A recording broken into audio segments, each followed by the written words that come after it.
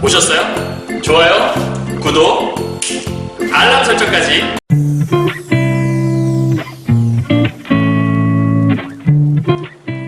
안녕하세요. 경화여고 2학년, 3학년 학생 여러분, 그리고 전국에서 독서 영역을 공부하신 학생 여러분, 그리고 수능 특강을 공부하셔서 올해 2022 수능을 준비하신 학생 여러분, 만나서 반갑습니다. 선생님은 세계 최강 국어쌤 조인수 선생님입니다. 혹시라도 문제를 풀지 않고 이 자리에 앉아있는 학생들이 있다면 잠깐 스탑 하시고 문제를 풀고 오시면 좋겠습니다.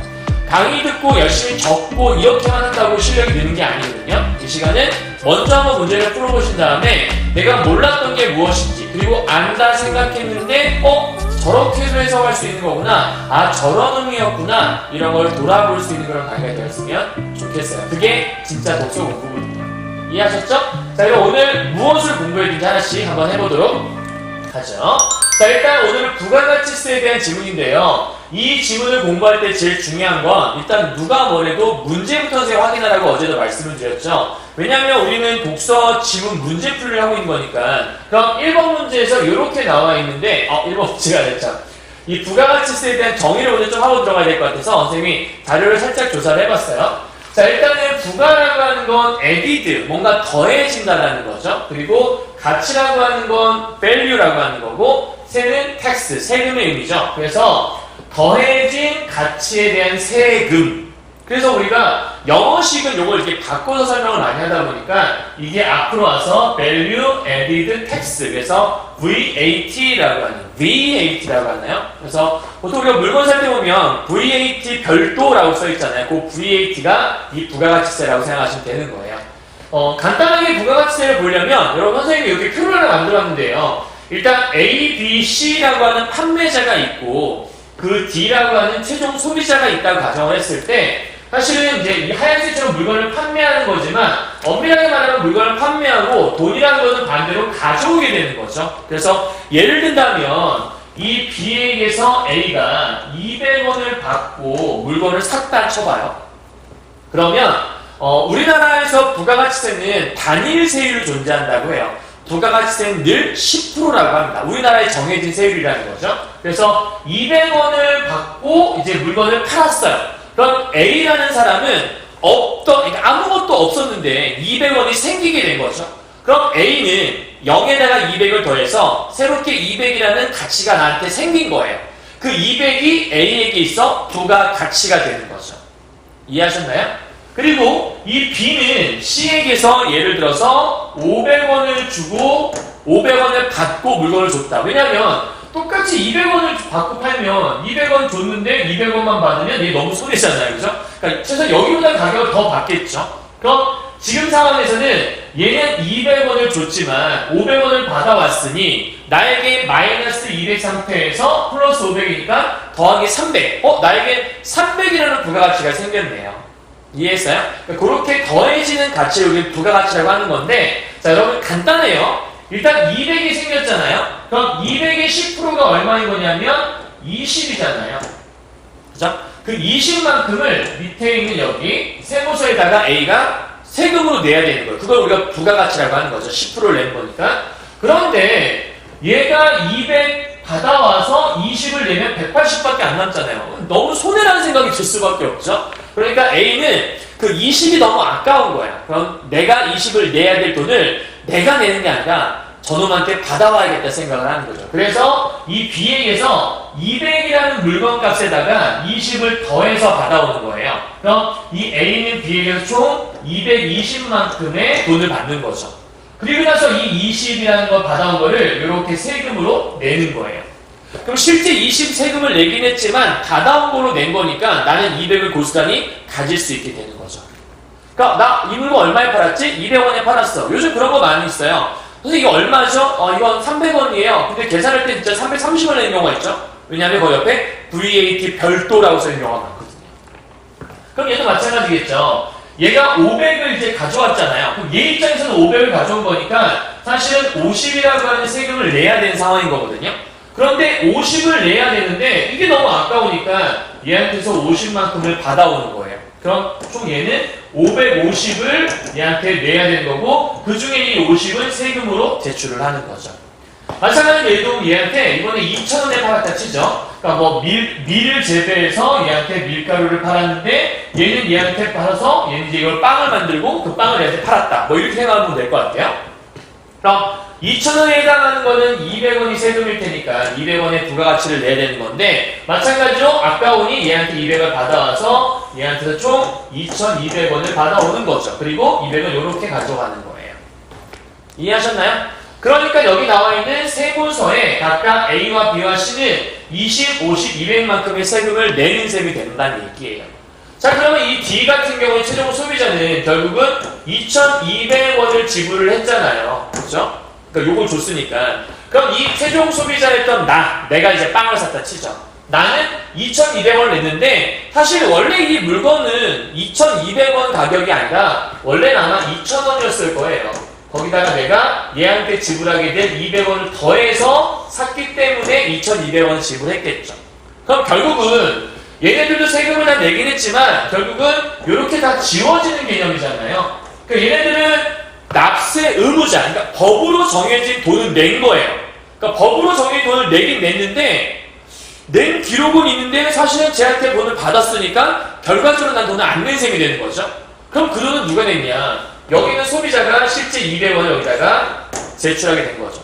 그러니까 물론 소비자는 세무서에 돈을 내진 않았어요. 하지만 자기가 그 세금에 해당하는 돈을 냈고 그 돈이 돌고 돌아서 결국 세무서에 들어가는 셈이 된 거기 때문에 이 경우는 실제 법적으로 세금을 내야 되는 사람과 실제 돈을 부담한 사람, 그러니까 조세 부담자라고 해요. 조세 부담한 사람과 실제 세금에 대한 납세 의무자가 같지 않은 거죠. 얘네가 내야 되는데 내가 내준 셈이 되는 거니까. 이해하셨어요? 그러니까 부가가치라는 게 이러한 개념으로 설명할 수 있다는 건데 요거는 저 뒤에 가게 되면 공제법에 관한 얘기하고 통할 수 있는 얘기거든요. 그래서 그때 가서 다시 한번 본문과 연계해서 말씀을 드리도록 하겠습니다. 이해하셨나요? 여기까지요? 요 개념을 이해하시면 사실은 크게 어렵지 않아요. 그러니까 부가가치세라고 하는 건 부가가치, 나에게 더해진 가치가 있을 때 그 더해진 가치에 대해 세금을 낸다는 생각하시면 되는 거죠. 됐죠? 자, 그러면 이 작품에서 여러분이 요걸 좀 알고 넘어가야 될 것 같아요. 자, 1번 문제부터 해결해 보도록 하죠. 위클에 대한 설명으로 적절한 것은 무엇입니까? 그럼 여기서 설명을 골라야 되는 거니까 핵심적인 키워드만 딱 체크하고 빨리 넘어가시면 될 것 같아요. 왜냐하면 이걸 체크해야 내가 본문을 읽으면서 어떤 걸 읽어내야 되지를 알 수 있는 거니까. 선생님 이렇게 좀 잡아봤어요. 한계점을 지적하고 변화해야 할 방향에 대해, 그러니까 글을 읽었는데 뭔가 막 얘기하다가 요거에 한계가 있다. 그리고 앞으로 이렇게 발전해야 할 것이다. 뭐 이런 게 있는지 찾아보라는 얘기죠. 2번 부가가치세를 계산한 방법들을 비교했다. 그럼 비교하려면 방법은 최소한 2가지 이상은 나와야겠죠. 그리고 부가가치세를 면하게 해주는 그럼 면세에 대한 뭔가가 있나 봐요. 그럼 2번이 답이 될 수 있겠고요. 3번이요. 계산 방법이 변화해온 과정. 그렇다면 뭐 요런 단계였는데 이렇게 변화했고 이렇게 변화했다. 최소한 2-3가지 정도의 계산 방법이 존재할 수 있을 거예요.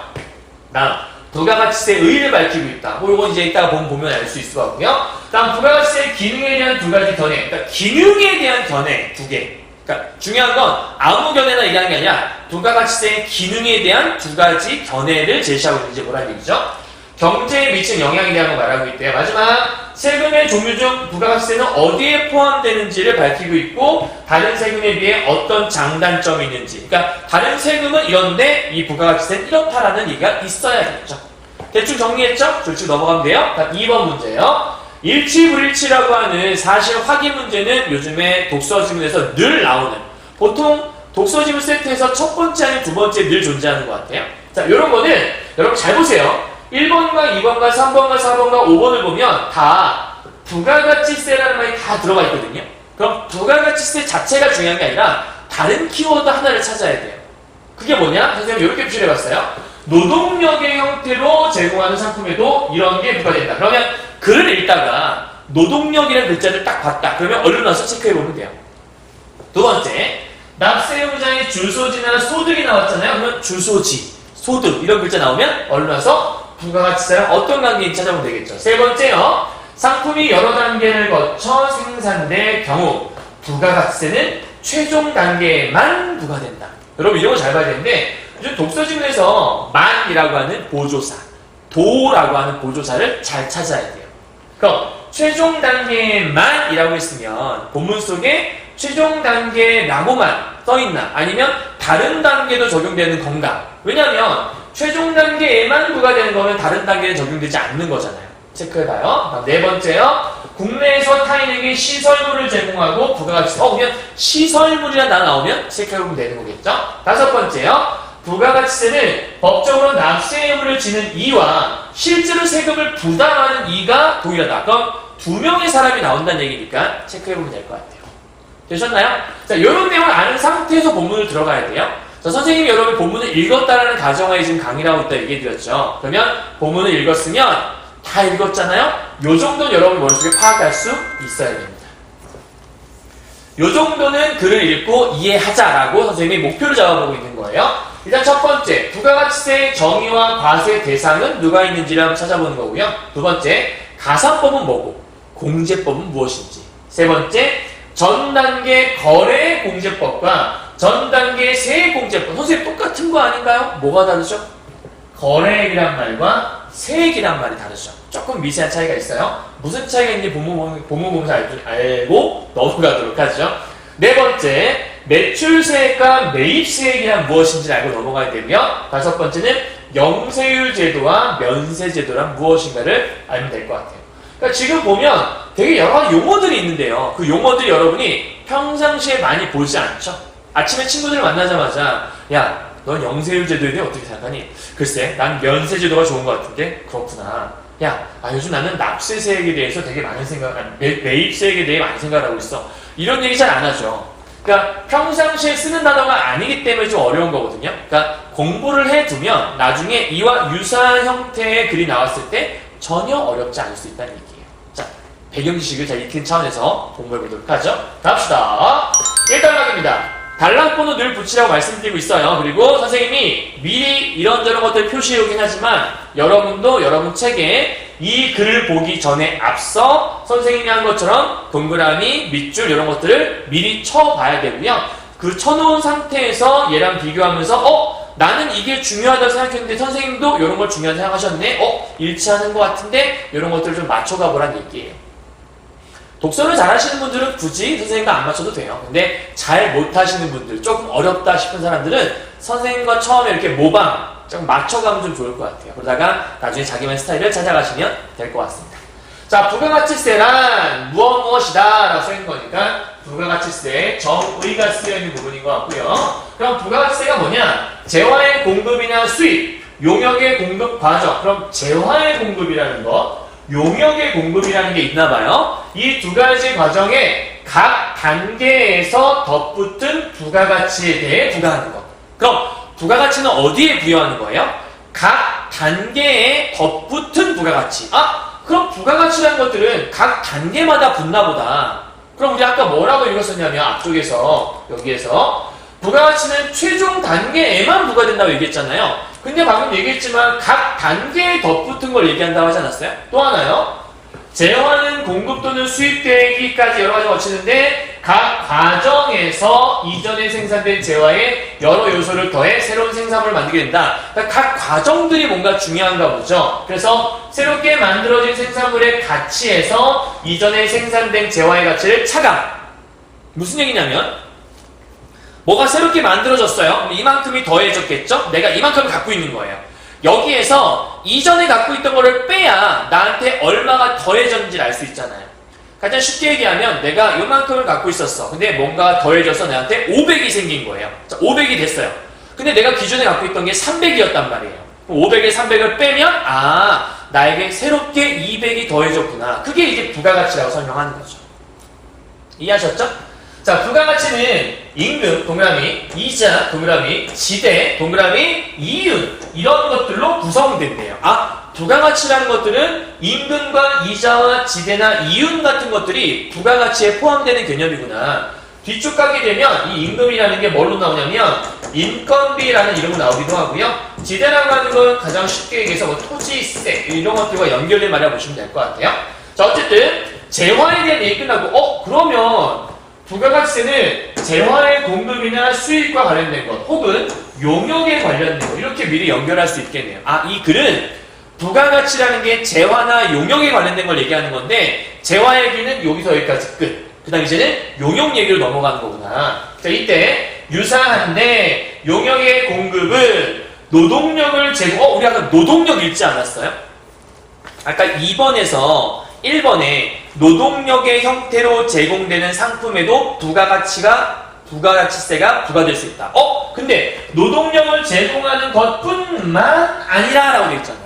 그럼 뿐만 아니라는 내용은 노동력도 포함되는 거예요? 포함되지 않는 거예요? 포함되는 거죠. 그죠? 그러니까 얘뿐만 아니라 얘네도 해요 라는 얘기니까 노동력은 당연히 포함되는 개념이죠. 2번에 1번 노동력의 형태로 제공되는 상품에도 부가가치세가 부과될 수 있다는 말은 오케이. 정답이 되겠네요. 그럼 2번, 1번 이미 풀렸네요. 다음 시설물도 아까 우리 봤었죠. 시설물이나 권리 이런 것들도 다 포함된다. 그러니까 2번에 4번 보시면 국내에서 타인에게 시설물을 제공하는 행위에는 부가가치세가 부과되지 않는다. 된다며요. 그럼 틀렸네요. 그죠? 자, 문제는 1번 다 풀었지만 대상을 좀 체크하고 하는 얘기예요. 그리고 아까 2번에 3번 보시면 상품이 여러 단계를 거쳐 생산될 경우 부가가치는 최종 단계에만 부과된다? 방금 봤지만 최종 단계에만 부과되는 게 아니라 각 단계마다 부가가치가 덧붙잖아요. 그러면 각 단계마다 그 부가가치세가 부여될 수 있겠죠. 그러니까 2번, 3번도 틀릴 가능성이 크겠네요. 다음이요. 이러한 거래에서 세법상의 납세 의무자는 사업자이지만, 그러니까 납세, 아까 선생님이 처음에 그림 갖고 설명했었죠. 이게 어려운 이유는 글로만 있어서 어려운 거예요. 근데 아까 처음에 그림을 설명했었죠. 세법상의 납세 의무자는 사업자, 판매자죠. 그런데 부가가치세를 부담하는 자는 최종 소비자. 아까 그림에서 봤죠? 결국은 그들은 이자를, 그러니까 그 세금을 다 다음 사람에게 받아서 제출했기 때문에 납세 의무자로서 제출을 하긴 했지만 실제 그 돈을 부담한 사람은 누구냐? 최종 소비자라는 거예요. 그러면 여기다가 납세 의무자와 최종 소비자는 서로 일치하지 않는 거죠. 그래서 납세 의무자와 조세 부담자가 다르다. 근데 우리 아까 2번에 5번 부가가치세는 법적으로 납세 의무를 지느니 납세 의무자, 실제로 실제로 세금을 부담하느니 조세 부담자. 여기 써 있는 말들인 거죠. 동일하다? 방금 다르다 써 있잖아. 그럼 얘들아 2번 문제는 1문단만 읽어도 끝나는 거예요. 여기 있는 2번 문제는 1문단 때문에 구성한 거구나. 마지막으로 부가가치세는 납세 의무자의 주소지나 소득과 관계없이 사업장 기준으로 세율에 따라 부과한대. 근데 아까 2번 보니까 납세 의무자의 주소지나 소득에 따라 관계없이잖아요. 그죠? 틀렸네요. 따라서 2번 문제는 깔끔하게 해결이 끝났죠. 자, 1단락의 주제는요. 부가가치세의 정의가 쓰여 있었고 세금 부여 대상. 세금 부여라는 말을 바꾸면 과세 대상이라는 말로도 바꿀 수 있겠네요. 됐죠? 자, 이렇게 해서 1단락, 1문단이 정리가 됐어요. 이제 2문단 한번 넘어가 봐야겠죠? 자, 부가가치세를 계산하는 방법은 이런 게 있다. 그럼 첫 문장부터 저런 얘기를 했으면 앞으로 얘기할 거는 뻔하겠죠? 부가가치세 계산하는 방법일 거예요. 그럼 가산법과 공제법으로 나눈다 했으니까 제일 먼저 뭐 얘기할까요? 가산법 얘기하겠죠. 그럼 공제법을 바로 얘기하지 않는 거 보니까 아마 다음 단락이 공제법 얘기하는 것 같아요. 주제를 미리 쓰면 이렇게 쓸 수 있겠네요. 부가가치세 계산법 1, 그리고 가산법. 그럼 3단락은 부가가치세 계산법 2, 공제법이라고 쓸 수 있겠다. 이해하셨나요? 자, 보죠. 가산법이 뭐냐? 일정 기간 동안 발생한 부가가치를 구성하는 요소의 값을 모두 더해라. 그러니까 여기 가산법은 모두 더하는 거예요.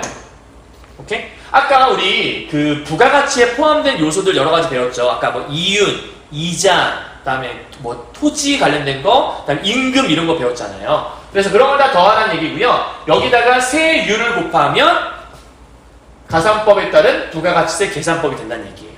자, 그러면 예를 들어볼게요. A가 10만원짜리 재료를 사서 가공해서 팔 때 판매할 때까지 투입된 여기는 인건비, 이자, 이윤. 그럼 이 모든 것들이 전부 다 부가가치라고 하는 것들이고 이 부가가치의 구성 요소들을 얘기하는 거잖아요. 이런 걸 모두 합한 값이 3만원이래요. 그럼 여기다가 이제 뭘 곱하는 거냐면 세율을 곱하는 거겠죠. 여기 써있죠. 세율을 곱해서 세금을 산정하는 거예요. 되게 심플한 방법이죠. 너무 쉬워 보여요. 그래서 이 방법은 언뜻 보기에 그냥 다 더하고 세율 곱하면 끝! 와, 굉장히 간편해 보이지만, 자, 중요한 건 뭐뭐하지만 써있으면 이 뒤에가 진짜인 거죠. 간편해 보이지? 근데 말이야, 밑에 정확한 계산을 위해 사업자가 부가가치를 구성하는 각 요소를 모두 관리해낸다. 무슨 얘기냐면 사업자가 이 부가가치에 들어갈 수 있는 것들을 다 일일이 자기가 계산을 해야 되는 거예요. 놓침없이. 그리고 국가도 세금을 걷기 위해서 모든 요소를 파악하고 있어야 돼. 안 그러면 사업자가 나는 이러한 요소를 투입했기 때문에 30만 원을 내겠습니다 라고 얘기했어요. 자, 근데 국가가 보니까 알고 보니 구성 요소가 그거 말고 더 여러 개가 있었던 거예요. 그래서 실제적으로 내야 될 세금이 60만 원이었는데 얘가 나는 4개밖에 구성 요소가 없는데 30만 원만 내겠 이렇게 얘기를 하면 이 국가는 손해를 보게 되는 거고 얘는 나쁜 짓을 하는 거잖아요. 그죠? 그래서 국가가 모든 걸 다 파악하고 있어야 되고 이 부가가치 구성한 요소들 사업자가 다 일일이 관리를 해야 되는 거예요. 근데 이거가 그 모든 요소를 하나도 빠짐없이 다 알 수 있을까? 그게 쉽지 않다는 거예요. 그래서 부과하기 힘들기 때문에 잘 사용하지 않는다라고 얘기하는 거죠. 자, 그러면요, 여러분 지금 현재 세금계산법에다가 가산법을 얘기했어요. 가산법은 되게 심플해 보인다. 하지만 이거는 관리가 필요하다. 그리고 파악이 필요하다. 근데 이러한 관리와 파악이 쉽지 않다. 이런 얘기를 하는 거죠. 그럼 결국 이거에 대한 대책이 나와야 되잖아요. 그거에 대한 대책은 아마도 뭐겠어요? 공제법의 가능성이 되게 크지 않을까요? 우리가 논리적으로 보자면요.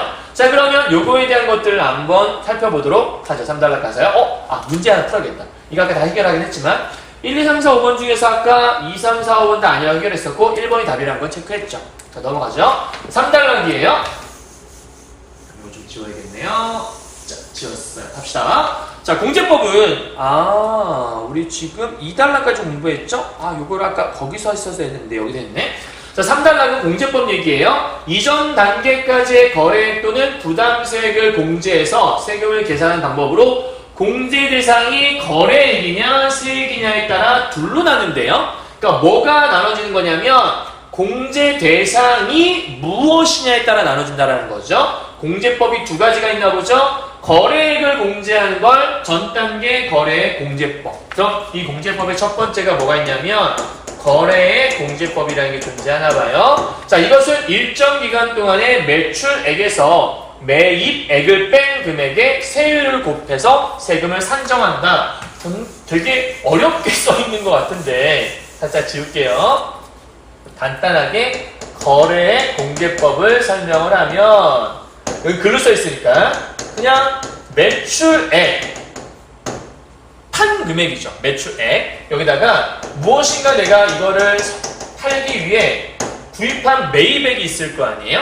그 매입액을 빼요. 여기다가 뭘 곱하는 거냐면 세율을 곱한다고 생각하시면 돼요. 어렵지 않죠?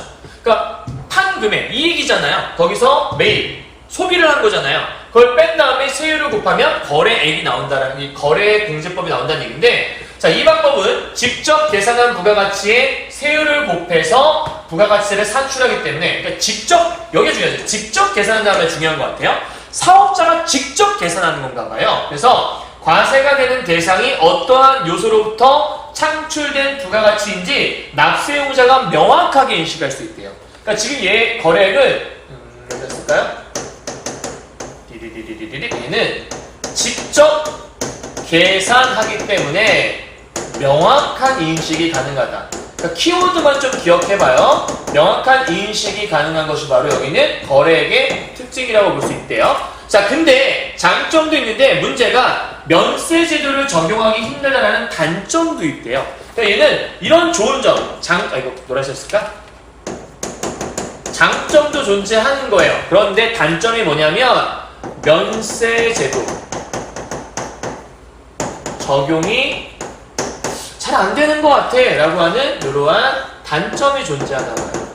그럼 아까 우리 가산법에서도 한계점이 있어서 공제법을 가져왔는데 공제법의 첫 번째 방법인 거래액도 이런 단점이 있잖아요.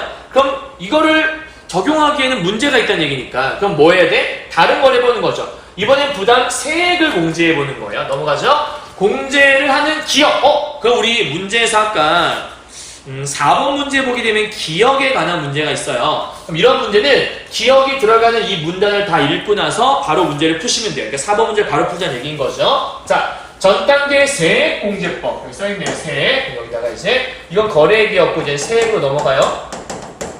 세액공제법이에요. 자, 일정 기간 동안의 매출액에 세율을 곱해서 매출세액을 먼저 구해요.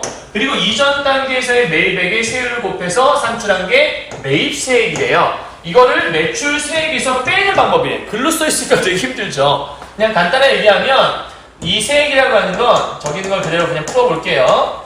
매출세액 빼기 매입세액 요거예요. 끝. 그러니까 매출세액에서 매입세액을 뺀 게 내야 될 세금이라고 얘기하는 거예요. 그럼 매출세액이 뭐냐라고 물어본다면 요거는 매출액 곱하기 세율 곱한 것. 그리고 매입세액이랑 똑같겠죠? 매입액 곱하기 세율이라고 볼 수 있겠죠. 그런데 얘가 뭐라고 써있냐면 얼핏 보면 전단계 거래공제법과 이 세액공제법이 비슷해 보인대. 왜냐하면 얘는 매출액에서 매입액을 빼서 세율을 곱한 거지만 얘는 매출액에 대한 세율 먼저 곱하고 매입액 먼저 곱한 다음에 뺀 거예요. 마치 이렇게 하나씩 한 거를 여기는 한 번에 했고 여기는 따로따로 했다. 그럼 뭔가 좀 비슷해 보이잖아요. 그런 얘기를 하는 거거든요. 자, 이럴 때 매출액과 매입액만 증빙하면 되는 전자, 그러니까 지금 여기 위에 있는 이 거래액이라고 하는 얘는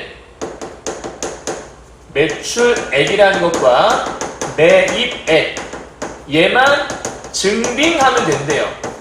쉽게 말해 내가 얼마를 팔았는지 얼마만큼 내가 물건을 샀는지 이것만 증명할 수 있으면 끝난다는 얘기예요. 되게 심플하죠. 그래서 이것만 증빙하면 끝나는 건데 이 후자인 세액은 전 단계의 납부 세액을 증빙해야 공제를 받을 수가 있대요. 이게 무슨 말이냐면 전 단계의 납부 세액을 증빙해야 공제를 받는다? 그러니까 이 전 단계에서 납부했던 그 세액에 관한 것들을 내가 증명할 수 있어야 되는 얘기예요. 요게 이제 여러분이 이따 뒤에 설명하긴 할 건데 이 전 단계의 납부 세액을 증명할 수 있는 게 밑에 있는 바로 세금 계산서예요. 봐요. 납부세액, 전 단계의 납부세액이에요. 근데 매입세액은 전 단계에서 뭔가 내가 사온 거잖아요. 이해했어요? 그 전 단계에 사온 그 세금, 그러니까 사온 거에 대한 세금 계산서가 있을 거 아니에요. 이 계산서를 내가 이렇게 받아와야 돼요. 그 세금 계산서에는 내가 이걸 샀다라는 게 증명이 되는 거겠죠? 그럼 이 세금 계산서는 그 전 단계 납부 세액에 대한 걸 증명할 수 있는 내용들이 써 있을 거예요. 요거의 발행이 필수적이다. 그쵸? 이거를 내가 발행을 받아야지만 저기서 샀다라는 증거가 남는 거니까. 그런데 사업자 간에 이렇게 세금 계산서를 발행을 하다 보면 상호 견제를 할 수가 있대요. 무슨 말인지 잘 모르겠죠? 잠시 설명해 줄게요. 그럼 뭐 할 수 있냐면 탈세를 예방할 수가 있대요. 오케이? 자, 이게 무슨 얘기인지 설명을 좀 해볼게요. 자, 여기 보시면 일단 아까 선생님이 이런 얘기를 간단하게 했었어요. A라는 애가 B라는 애한테 뭔가 물건을 팔아요. 그러면 다음 B, C 이렇게 해볼게요. 그러면 이 B는 얘한테 아까 얼마 줬냐면 좀 위에 쓸까요? 아까 100이 아니라 아까 얼마였죠? 아까 200이었나요? 200만큼을 돈을 줬단 말이에요. 근데 200만큼 돈을 주고 이 A는 200만큼의 돈을 받았으니까 20만큼의 세금을 내야 되는데 이 20만큼의 세금에 대한 것들을 이 B한테서 이렇게 해서 20을 받는다고 얘기했었죠. 그래서 총 220을 낸 건데 그러면은 요 B는 얘한테 돈을 줬단 말이에요. 그럼 요 과정에서 있었던 일에 대한 세금 계산서를 내가 발행을 받아야 된다는 얘기예요. 자, 왜냐하면 요걸 기억해요. 세금 계산서가 없으면 매입세액에 대한 공제를 받을 수가 없어요. 무슨 얘기냐면 이 세금 계산서라는 서류가 없으면 내가 얘한테 매입했다라는 증거가 안 남는 거예요. 그러니까 그 매입한 거에 대한 세액에 대해서 공제라는 걸 받을 수가 없다는 얘기예요. 오케이? 그럼 무슨 얘기냐? 얘는 얘한테 샀다라는 기록이 안 남는 거죠. 그 얘기는 얘는 얘한테 팔았다는 기록이 안 남게 되는 거예요. 그럼 생각해봐요, 여러분. 매출세액과 매입세액을 빼면 뭐가 나오는 거냐면 세금이 나오는 거예요. 사람은 기본적으로 세금을 내길 좋아하겠어요? 안 내길 좋아하겠어요? 세금을 안 내길 좋아하겠죠. 여기는 세금을 낮추길 원할 거예요. 그런데 여기는 매출세액은 판매자잖아요. 그러니까 판매자 입장에서는 여기 있는 이 매출세액이 많으면, 그러니까 매출세액, 그 세금 계산서를 막 내잖아요. 세금 계산서가 많다는 얘기는 많이 팔았다는 얘기잖아. 그럼 세금 계산서를 이 A라는 내려고 하겠어요, 안 하겠어요? 얘는 안 내고 싶겠죠. A라는 녀석이 세금 계산서를 막 발행을 해준다는 얘기는 내가 물건을 이만큼 팔았다라고 얘기하는 거잖아. 그럼 물건을 많이 팔았다는 얘기는 그만큼이 증빙이 되는 거니까 그만큼에 해당하는 세금을 많이 내야 되는 거예요. 여기 있는 이 A란에는 이 세금 계산서를 내기 싫을 거예요. 그래야 매출에 대한 세액을 좀 적게 낼 수 있을 거니까. 파는 거에 대한 세금을 적게 낼 수 있으니까 쉽게 말하면 세금 계산서를 발행을 해서 내가 원래 60만큼의 세금을 내야 되는 거예요. 근데 30만큼만 팔았다고 세금을 내고 싶은 거지. 그럼 세금 계산서를 그만큼 적게 내면 되는 거잖아. 그러니까 여기는 A는 막 안 내려고 할 거예요. 이걸 줄이고 싶을 거니까. 이걸 줄이면 얘가 줄어들 수 있으니까. 근데 반대로 여기는 B 입장에서는 매입을 하는 거잖아요. 근데 B 입장에서는 얘가 이걸 안 주면, 샀다라는 증명이 안 되면 이거에 대한 세금을 돌려받을 수가 없어요. 얘는 돌려받는 과정이 있거든요. 공제라는 게 뭔가를 면받는 거니까 돌려받는 돈을 얘기하는 건데, 이 B 입장에서 세금 계산서가 없으면 얘가 그걸 다 떠안아야 되는 거고 부담감이 있는 거죠. 따라서 B는 야, 속이지 말고 내놔. 세금 그냥 내놔. 그럼 이 여기 있는 매입세액은 얘가 많이 늘어나면, 반대로 매입한 게 많으면, 그러니까 나는 판 건 요만큼밖에 없어요. 근데 매입할 때 세금을 이만큼 냈어요. 그럼 이만큼 냈으니까 나중에 돌려받을 것도 되게 많겠죠.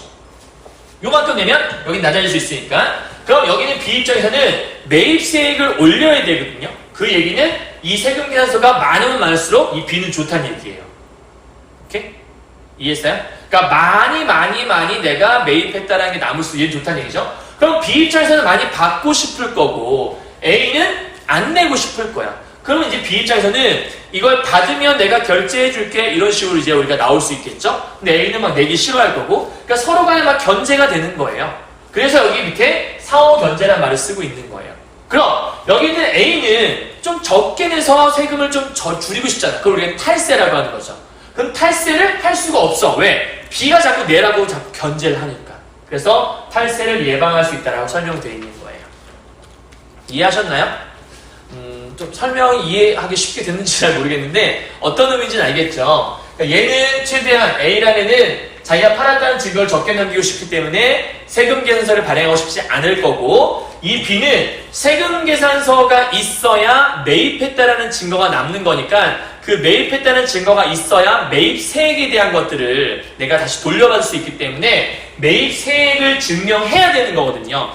그러려면 세금 계산서가 필수여야 되는 거고, 그럼 얘는 이걸 받아야 되는 거니까 내놔. 얘는 내기 싫어. 왔다 갔다 견제. 그럼 탈세 예방할 수 있다. 그래서 여기가 1번.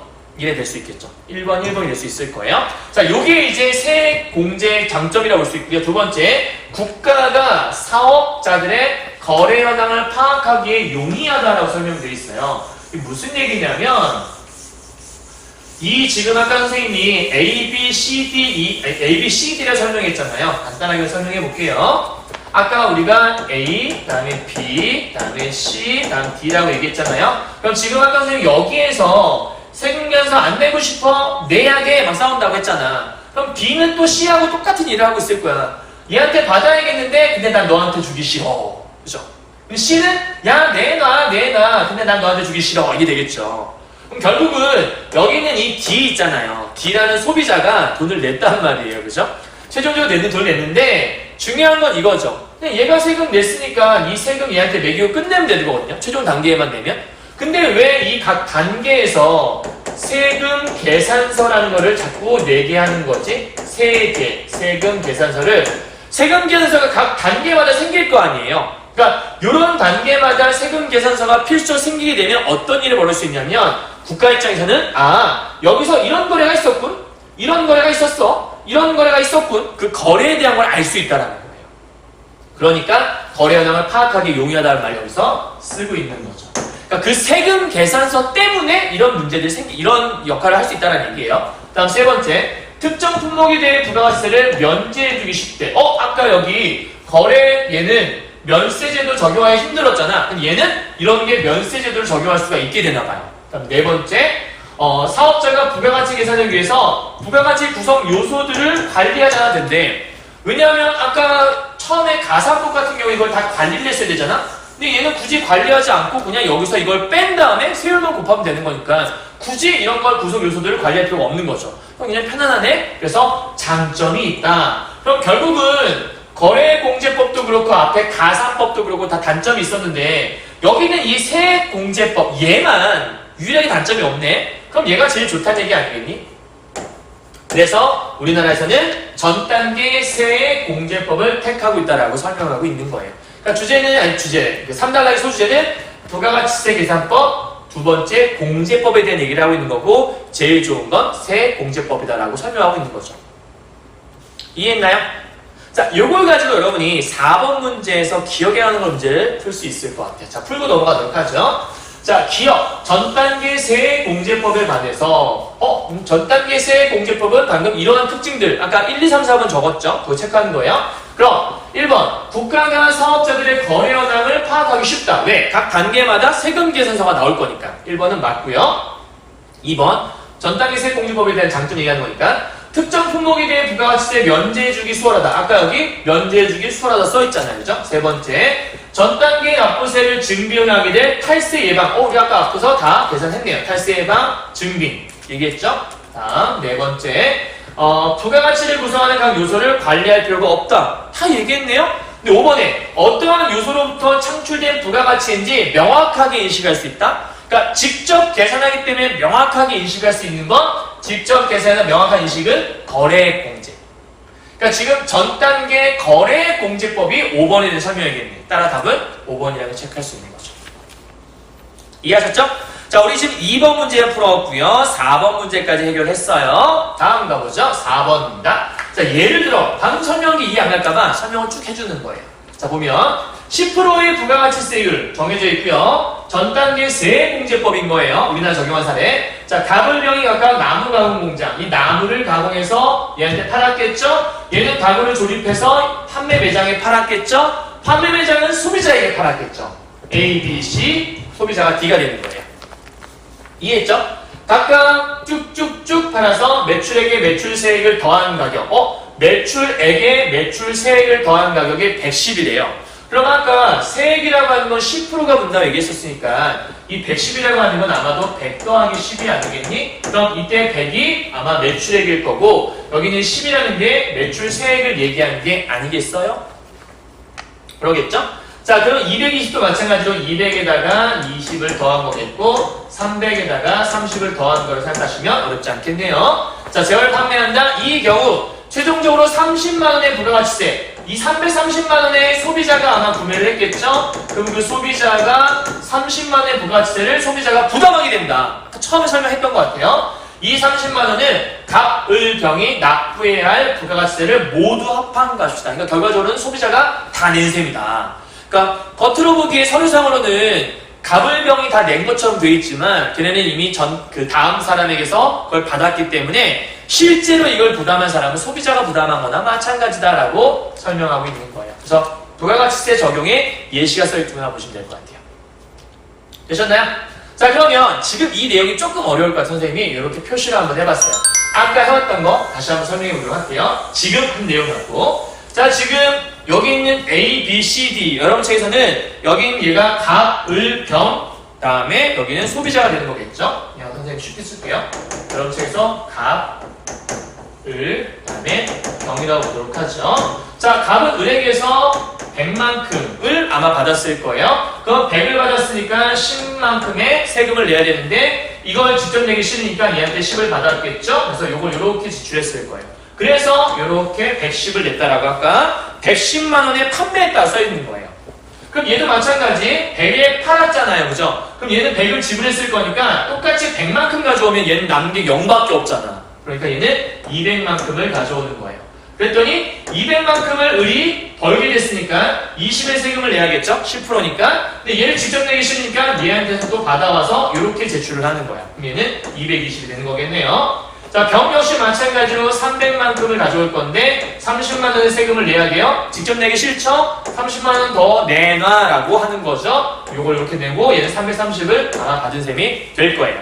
결과적으로 최종 소비자는 330만큼의 돈을 지불했을 건데 이 330은 아마 물건값 300에다가 30만큼의 세금을 더한 값이다라고 생각하시면 될 것 같아요. 되셨나요? 오케이? 그래서 선생님이 요거를 조금 더 조사해 봤더니 여기에서 아까 선생님이 이런 얘기 했잖아요. 일단은 뭐였지? 세금 계산서를 받았다고 얘기했잖아. 그럼 세금 계산서를 받으면 이 세무서에서는 아까 냈던 금액 있잖아. 요거를 얘가 지금 얘 대신에 내준 거잖아요. 그 낸 만큼의 10을 이렇게 돌려주게 된대요. 세금 계산서를 발행을 받으면 전제 조건은 그래요. 세금 계산서를 얘가 B가 받았어요. 그래서 그러니까 쉽게 말하면 여기 매입세액을 증명했어요. 그럼 매입세액을 증명하게 되면 세금 계산서를 통해서 아까 10 줬던 거를 세무서에서 돌려받게 되는 거예요. 그럼 결국은 10을 돌려받았고 20을 냈으니까 얘가 낸 거는 결국 10밖에 안 되는 거예요. 그럼 얘도 결국은 법적으로는 10밖에 안 낸 셈이 되는 거겠죠? 자, 얘도 마찬가지야. 20을 얘를 통해 줬단 말이에요. 그럼 여기서 세금 계산서를 발행을 했겠죠? 그 매입세액에 대한 걸 증명하는 셈이 되는 거잖아요. 증명했으면 돌려받을 수 있다고 얘기했으니까 세무서가 20만큼을 얘한테 다시 이렇게 돌려줄 거예요. 그럼 20만큼 돌려받았고 30을 낸 거니까 얘도 결국은 10밖에 안 낸 셈이 되는 거죠. 그럼 갑을 병이라고 하는 애가 10, 10, 10을 부담해야 되는 거거든. 더하면 30이죠? 그 30이 여기 있다는 거예요. 됐나요? 이렇게 계산하시면 어떻게 부담이 되는지를 대충 이해할 수 있을 거예요. 됐죠? 다음 갑시다. 이제 5달러 가서 정리해 보도록 할게요. 자, 5달러 특별한 경우 부가가치세를 면하게 해준 제도가 있대. 이제는 세금 부여에 대한 건 내용이 끝났고 이제는 세금을 면해주는 제도. 요게 이제 오늘 또 하나의 키워드라고 보시면 될 것 같아요. 오늘 많은 걸 여러분 좀 공부하고 가죠. 그래서 이제 첫 번째 한 덩어리가 끝난 거고요. 두 번째 덩어리는 간단히 여기서 끝내면 될 것 같아요. 자, 부가가치세를 이제는 면하게 해주기도 한대요. 지금까지 계속 내라고 해놓고 이제 면하게 하는 제도가 있나 보죠. 이러한 제도로 영세율 제도와 면세 제도. 영세율은 말 그대로 0%를 세율을 계산하는 거예요. 여기다가 영세율이라고 적을게요. 이렇게. 그리고 반을 갈라서 밑에는 면세를 적을까요? 면세 제도가 있다고 했으니까 여기 두 개 비교해보죠. 자, 영세율이란 매출세 계산의 0% 세율이니까 그럼 매출세액은 아까 뭐 했냐면 매출액 곱하기 세율이었잖아요. 근데 이 세율이 0인 거예요. 그럼 결국은 0이 돼버리잖아. 그러니까 낼 게 없는 거죠, 세금이. 이해했어요? 그래서 0%의 세율을 적용하기 때문에 0세율. 근데 얘는 수출하는 재화에 얘는 수출하는 재화에 주로 이용을 한대요. 사실 이것도 여러분이 공부를 해보면 알 수 있거든요. 그러니까 이게 왜 수출하는 재화에 적용을 하는 거냐면 뭐 이렇게 보시면 돼요. 여러분께 좀 쉽게 설명해 줄게요. 여기가 지금 이제 여기서 우리나라가 있고요. 우리나라가 있고 미국이 있다 쳐봐요. 이렇게 있을 때 요거를 여기에서 세금을 미리 매기고 그 다음에 일로 가잖아요. 그럼 세금을 매겨서 여기로 가게 되면 여기 있는 세금이 그대로 여기 유지가 되게 돼요. 그러니까 쉽게 말해서 예를 들면 여기서 뭐 5%의 세금이 있었다. 근데 5%의 세금을 매겨서 미국으로 보내면 여기서도 그 5%의 세금 그대로 계산을 하게 되는 거예요. 자, 그런데 미국에서 부가가치라고 하는 거 아까 부가가치는 10%로 정해져 있다고 얘기했잖아요. 그러면 우리나라에서 생산되는 물건이 있을 텐데 예를 들어서 우리나라 제일 유명한 게 뭐가 있을까? 우리나라에서 김치를 만들었다.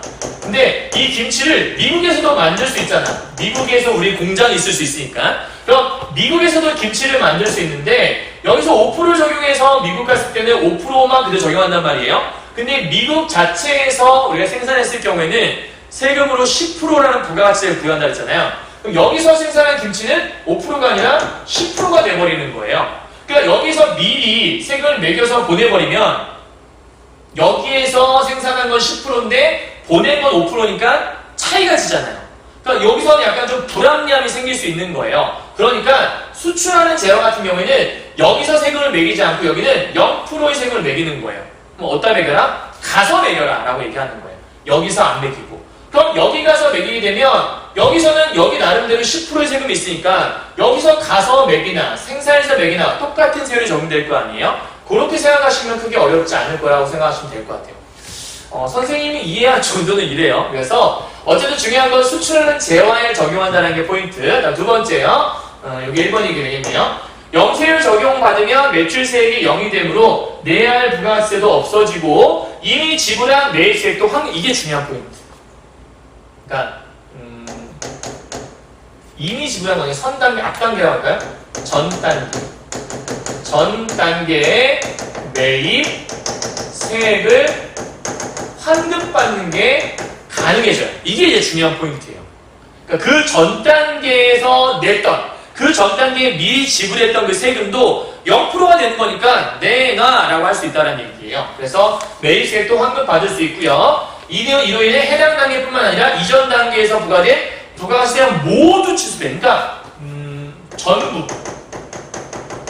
전부 환급이 가능하대요. 그래서 해당 재화 및 용역의 부가가치세 부담이 완전히 없어지는 거. 여기 있는 영세율은 뭐냐면 말 그대로 그냥 아까 얘기했던 뭐라고 할 수 있죠? 부가가치?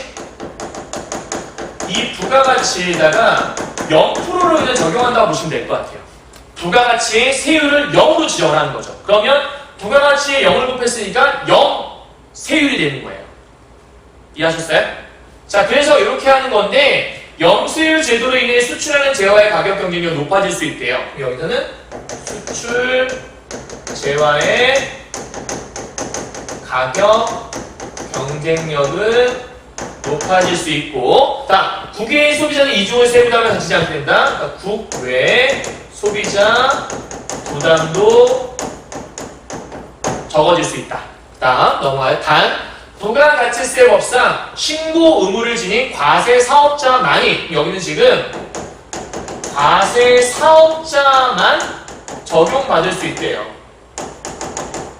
그러니까 일반 소비자에게 적용되는 세율은 아닌가 봐요. 그래서 이렇게 영세율로 인해 세금이 없어진 상황이라 할지라도 납세 의무자인 사업자는 부가세 신고해야 된다라고 써있네요. 자, 여기까지가 하나 끝나고 이제 면세로 가요. 부가가치세의 납세 의무를 면세해주는, 그러니까 여기는 납세 의무 자체를 면제해주는 거예요. 그럼 납세 의무 자체가 없다는 얘기는 얘는 한마디로 얘기해서 그냥 부가가치 자체를 없애주는 거예요. 그러니까 0%를 곱해주는 차원이 아니라 부가가치가 없어! 라고 얘기해주는 거예요. 그런 걸 낼 필요가 없다! 라고 얘기해주는 거야. 자, 그러면 이런 건 언제 하냐? 기초생활 필수품.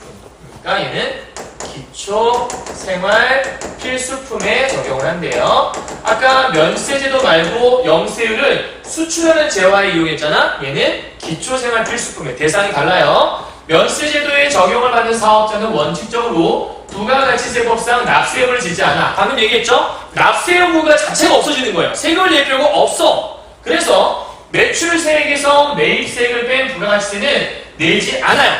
그러니까 부가가치세는 내지 않는데, 지만 중요한 건 여기에요. 영세율 제도와 달리 이미 지불한 매입세액은 환급받지 못해. 그러니까 이거는 그 전 단계 있잖아요. 전 단계의 매입세액은 환급이 안 된다라고 얘기를 하는 거예요.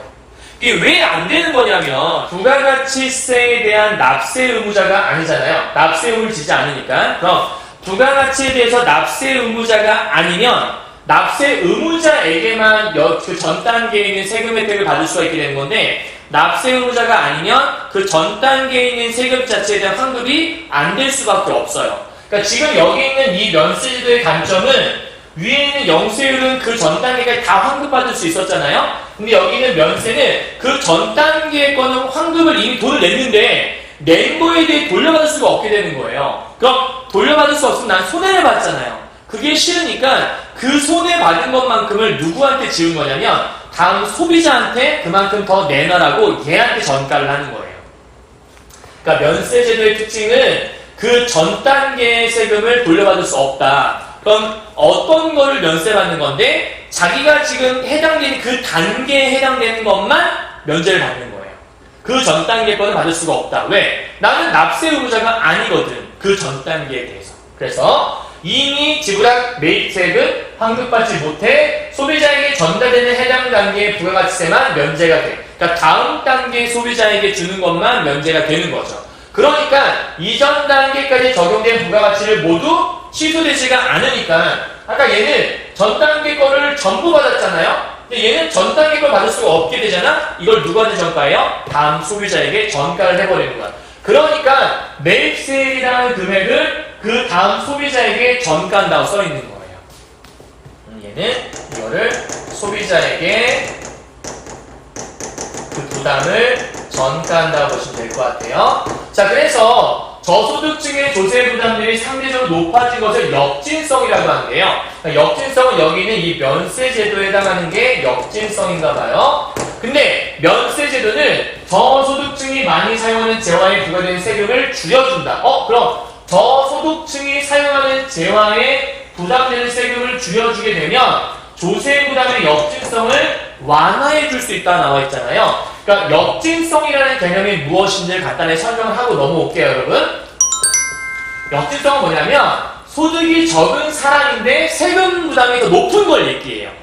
그러니까 별로 합당하지 않은 거죠. 이게 무슨 얘기냐? 자, 가라는 사람이 있어요. 나라는 사람이 있어요. 예를 들어 볼게요. 자, 가라는 사람이 소득이 10,000원이에요.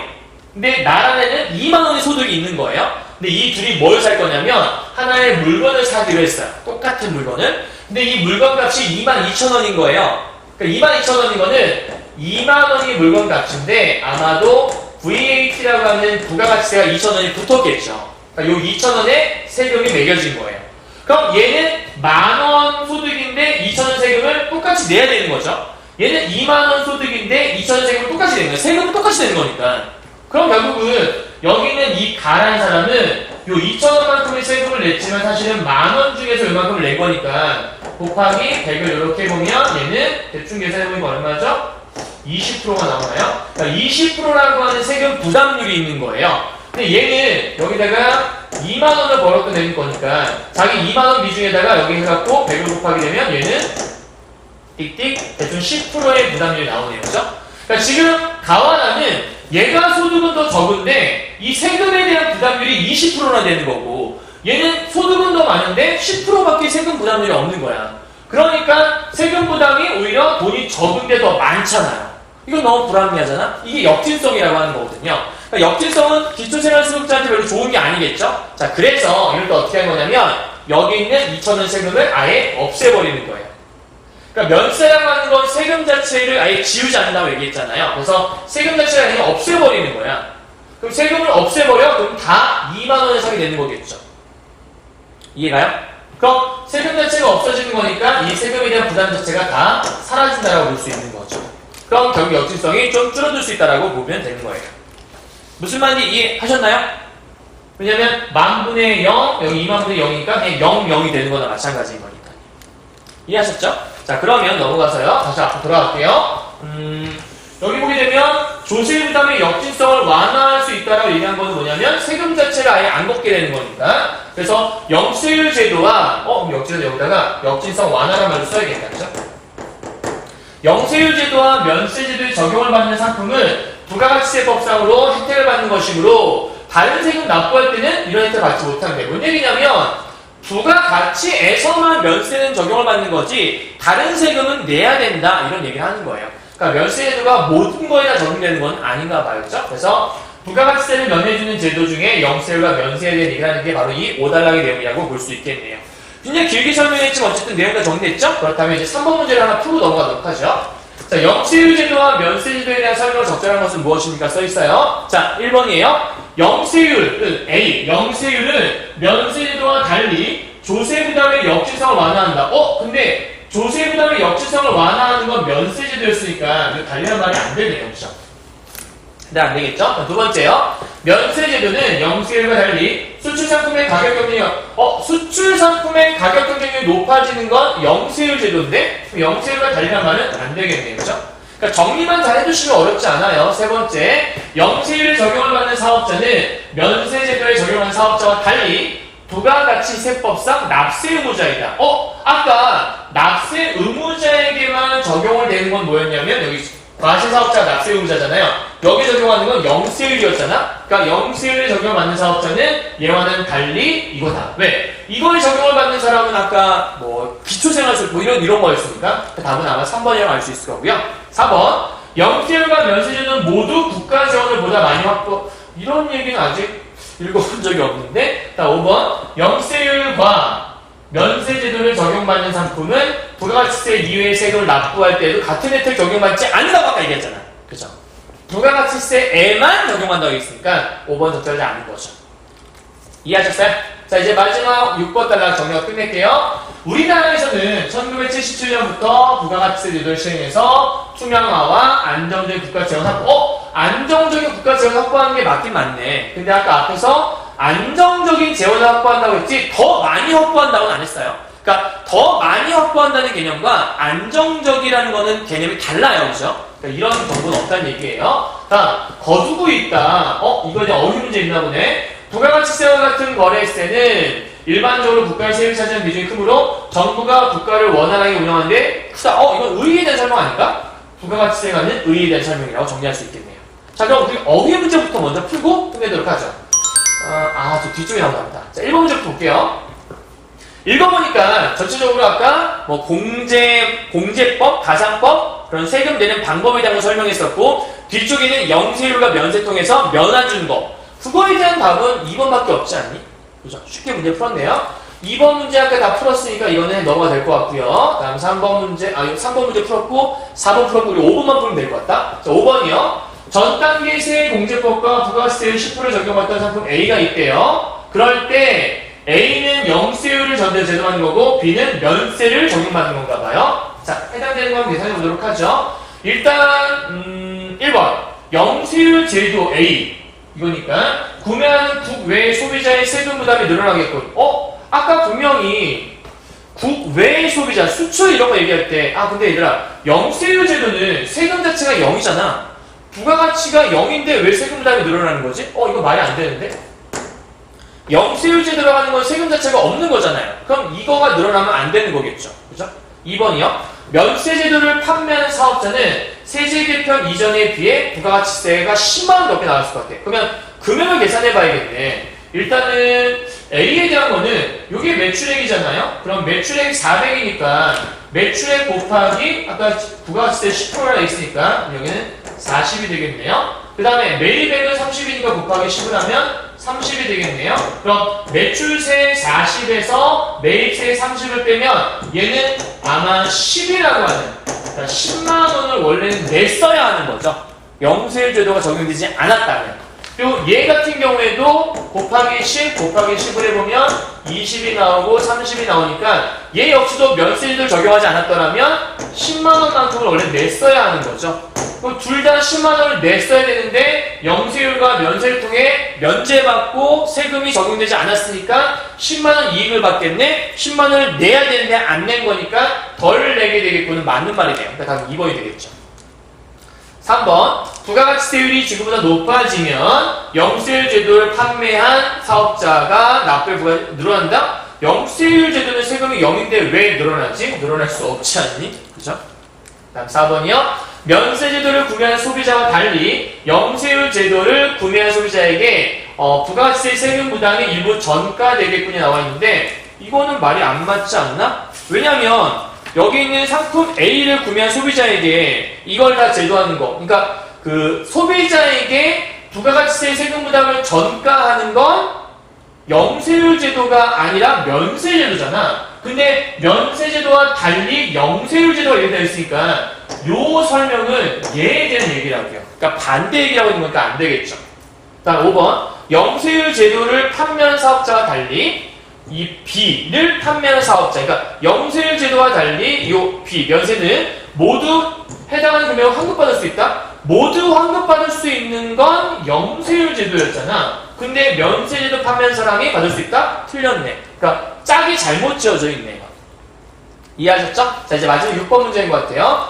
거두고라고 나와 있는데 여기서 안정적인 국가지원 확보라고 거둔다라는 말을 쓰여 있는데 요 얘기는 한마디로 무슨 얘기냐? 무엇인가를 얻었다라는 뜻인 거죠. 그럼 정리하면 이렇게 될 것 같아요. 적다, 놓아두다, 거두다. 그 다음에 농부는 열심히 곡식을 거두었다. 이거는 모으다는 뜻인 거고요. 그 다음에 그는 참가한 대회에서 뛰어난 성적을 거두었다. 얘가 바로 얻다는 뜻이죠. 답은 아마 3번이라고 체크할 수 있을 거예요. 여기까지 끝! 다 했어요.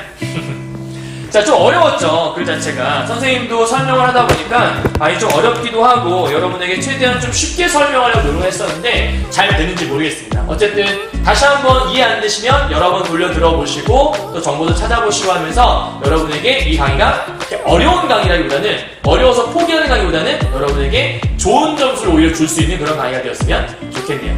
힘내시고요. 다음 강의 우리 PCR 팀에서 뵙도록 할게요. 수고하셨습니다.